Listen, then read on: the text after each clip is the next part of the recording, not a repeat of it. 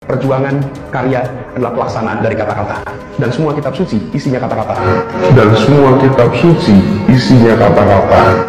Dan semua kitab suci isinya kata-kata. Kalau saja bukan Anies yang ngomong seperti ini, kalau misalkan Ahok, kalau misalkan orang yang pro pemerintahan, udah pasti demo besar-besaran. Demo besar-besaran 212, 213, 214, 215. Mungkin akan berjilid-jilid berhari-hari ini akan demonya. Lantangnya mengatakan menjawab satu persatu kritik. Padahal sudah jelas di Pemprov DKI Jakarta dia menghilangkan ruang pengaduan masyarakat. Itu tandanya dia sudah tidak terbuka terhadap kritik dari masyarakat. Jadi Nasdem membuat statement tersebut itu sangat tidak pas, sangat tidak relevan dan tidak masuk akal sekali. Udah jelas-jelas kalau misalkan Anies hari ini adalah oposisi daripada pemerintahan. Nasdem nggak perlu membackup Anies Baswedan. Karena apa? Karena Nasdem sebentar lagi juga akan di-kick dari pemerintahan. Ini berita yang paling hot. Anies menistakan agama, samakan kitab suci dengan Quran.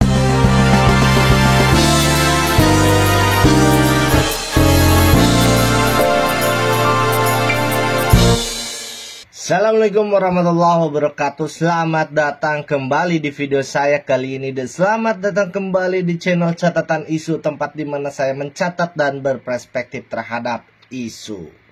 Sahabat-sahabat, balik lagi di konten politik. Kenapa politik? Karena politik selalu banyak intrik yang menarik untuk kita perbincangkan. Sahabat-sahabat, kali ini ada beberapa berita yang akan saya sampaikan. Ada berita yang cukup menarik tentang Sandiaga Uno.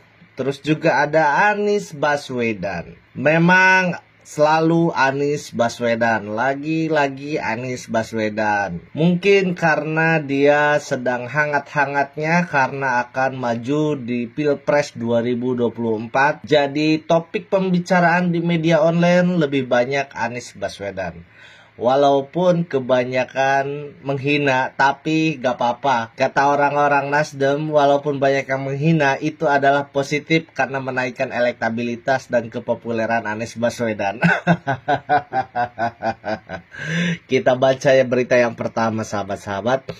Ada dari Sandiaga, siap maju Pilpres 2024. Keputusan ada di pimpinan parpol. Nah, di hadapan kader P3, Sandiaga Uno nyatakan siap maju Pilpres 2024. Jadi, Sandiaga Uno ini sebetulnya sudah lama menyatakan kesiapan diri sebagai calon presiden ataupun calon wakil presiden 2024 nanti. Di beberapa pertemuan disampaikan akan siap ikut kontestasi karena dia juga alumni kontestasi periode sebelumnya. Maka dia sudah nyatakan siap jika ditunjuk oleh partai. Namun, Partai Gerindra sudah punya calon yaitu Prabowo Subianto. Lalu nasib Sandiaga Uno ini bagaimana? Nah, kabar burung, Sandiaga Uno ini akan keluar dari Gerindra dan maju lewat Partai P3. Kita tahu P3 itu berkoalisi dengan Golkar dan PAN. Sangat terbuka sebetulnya peluang Sandiaga Uno ketika maju melewati P3. Karena apa? Karena dari koalisi Golkar, PAN, P3 ini belum ada sosok calon presiden dan calon wakil presiden. Mungkin kalau kemarin saya bilang koalisi Indonesia Bersatu ini adalah sekocinya Ganjar Pranowo dari Jokowi. Sangat mungkin juga kalau misalkan Ganjar ini akan berkoalisi, akan berpasangan dengan Sandiaga Uno. Kalau misalkan Ganjar maju lewat Golkar. Jadi sangat terbuka sekali ruang-ruangnya. Kita akan baca sedikit ya beritanya. Menpar Ekraf Sandiaga Salahuddin Uno menyatakan siap maju sebagai calon presiden capres di Pilpres 2024 mendatang. Hal itu dilontarkan olehnya dalam acara P3 membangun jiwa entrepreneurship di Madura Minggu 18 Desember. Berarti masih baru. Apapun keputusannya kita harus siap, kata Sandiaga dalam keterangan tertulis dikutip Senin kemarin ya. Ia mengatakan seluruh penetapan capres dan cawapres berada di tangan parpol sehingga keputusan terkait pencalonan dikembalikan ke partai politik. Nah, di sini ada clue, dia selalu bilang partai politik, kenapa nggak bilang partainya sendiri yaitu Gerindra? Apakah ini adalah tanda-tanda akan pindah partainya Sandiaga Uno ke partai yang lain? Kita nggak tahu, itu hanya sekedar analisa saja. Lalu sementara itu Ketua DPC P3 Kabupaten Pamekasan, Wajirul Jihad, mengakui Sandiaga Uno cukup populer di kalangan kader milenial dan generasi Z di Pamekasan. Jadi kalau misalkan kita melihat dari track record dan elektabilitas Sandiaga Uno, saya rasa ini sangat potensial karena sangat muda sekali dan sangat mewakili generasi muda Gen Z dan kaum milenial. Jadi kalau misalkan Sandiaga Uno maju menjadi cawapres, itu sangat bagus elektabilitasnya menurut saya dibandingkan AHY. Jadi mengenai hal itu, capres dan cawapres, kami menunggu keputusan DPP. Ini kata si Sandiaga Uno. Dia masih berharap mungkin keputusan terkait Presiden Prabowo Subianto ini bisa sedikit-sedikit dikikis mungkin ya. Kita baca berita selanjutnya. Nasdem balas PKB soal sindrom Thanos. Anies biasa dicaci maki, kata Nasdem. Aneh juga ya. Kemarin-kemarin juru bicara PKB muda itu Dira Martamin menyebut Anies Baswedan terkena sindrom Thanos. Katanya begitu. Kenapa sindrom Thanos? Karena merasa paling hebat gitu.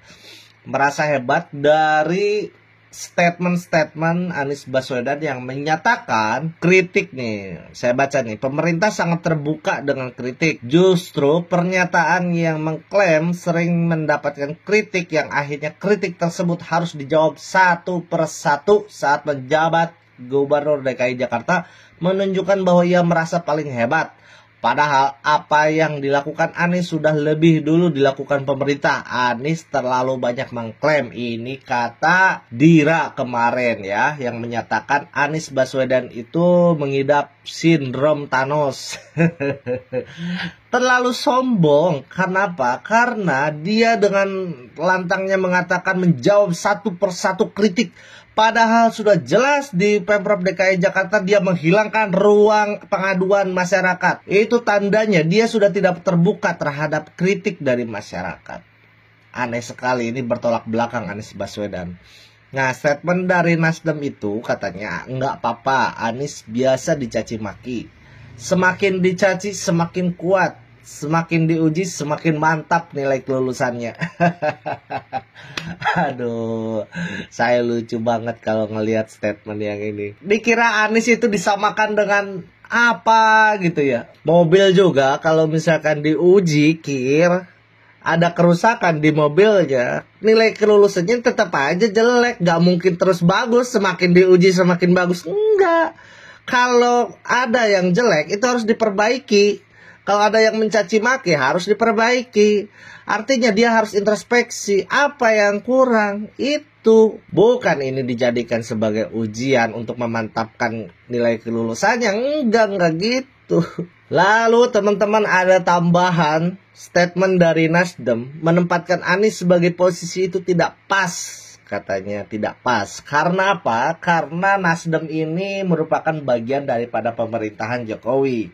Yang artinya Partai Nasdem yang mendukung Anies Baswedan ini masih pro kok kepada Jokowi, masih mendukung program-program Jokowi. Tapi apa yang saya kritisi dari Nasdem ini, dari statement ini adalah Nasdem ini selalu pasang standar ganda. Nasdem kan selalu bilang kalau misalkan program-program Jokowi ini akan diteruskan oleh Anies Baswedan. Sementara koalisi yang mendukung Anies Baswedan itu PKS dan Demokrat. Nah, PKS dan Demokrat itu tidak pernah sejalan ketika program Jokowi dilaksanakan. Ketika pemerintah punya program-program kebijakan, selalu berseberangan PKS dan Demokrat karena oposisi. Jadi Nasdem membuat statement tersebut itu sangat tidak pas, sangat tidak relevan, dan tidak masuk akal sekali. Udah jelas-jelas kalau misalkan Anies hari ini adalah oposisi daripada pemerintahan. Nasdem nggak perlu membackup Anies Baswedan. Karena apa? Karena Nasdem sebentar lagi juga akan di-kick dari pemerintahan. Jadi sebelum di-kick, saya ngasih saran kepada Nasdem, ya udah mending keluar aja dari kementerian. Kalau nggak salah dari Kementerian Menkominfo Nasdem itu siapa? Plate. Udah nggak jelas juga. Menkominfo juga harusnya mengundurkan diri. Kemarin saja beberapa kali kena hack, terus kasus lah dan lain-lain. Nah, ini berita yang paling hot. Anies menistakan agama, samakan kitab suci dengan Quran. Nah, ini dari katalogika.com. Anies menista agama, samakan kitab suci dengan Quran. Sangat memalukan. Anies dituding menistakan agama, viral di channel YouTube Kendil TV setelah samakan kitab suci seperti Quran yang berisi kumpulan kata-kata. Aduh. Bentar dulu. Kita baca dulu. Saya agak khawatir ini. Anies Baswedan dituding menistakan agama, viral di jagat maya. Ia menyebut kitab suci adalah kumpulan kata-kata. Anies menistakan agama. Netizen menuding Anies samakan kitab suci seperti bacaan Quran yang juga berisi kumpulan kata-kata. Sebentar. Sebelumnya Anies menilai saat ini yang dianggap penting hanya kerja dan karya, sementara kata-kata yang dianggap tidak penting. Kata-kata dianggap tidak penting. Kata-kata adalah gagasan, tidak perhatikan. Tidak ada arah, kata Anies dalam sebuah kesempatan. Kata Anies, saya kutip, PS Rendra perjuangan adalah pelaksanaan kata-kata. Karena semua kitab suci pun isinya hanyalah kata-kata. Waduh, ini bahaya nih. Bagaimana nih perspektif dari teman-teman? Apakah kita harus lihat cuplikannya? Kita cuplikan aja lah. Perjuangan karya adalah pelaksanaan dari kata-kata. Dan semua kitab suci isinya kata-kata. Dan semua kitab suci isinya kata-kata. Dan semua kitab suci isinya kata-kata. Oke teman-teman, saya nggak berani komentar banyak terhadap statement Anies ini yang menyatakan kata-kata itu dianggap tidak penting. Mungkin ini merujuk pada perkataan Jokowi yang mempunyai moto kerja, sementara kata-kata dianggap tidak penting.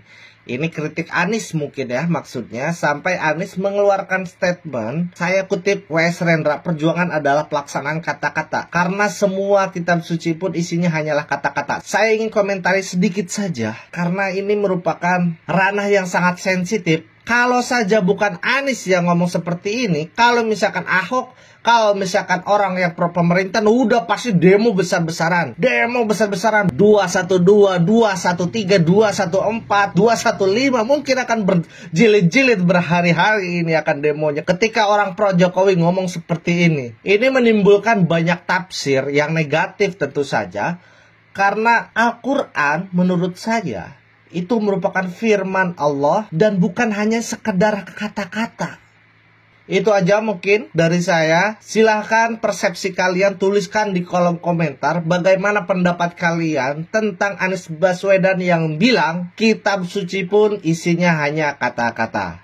Itu aja, ditutup. Wallahul muwaffiq ila aqwamit thoriq. Wassalamualaikum warahmatullahi wabarakatuh. Bye.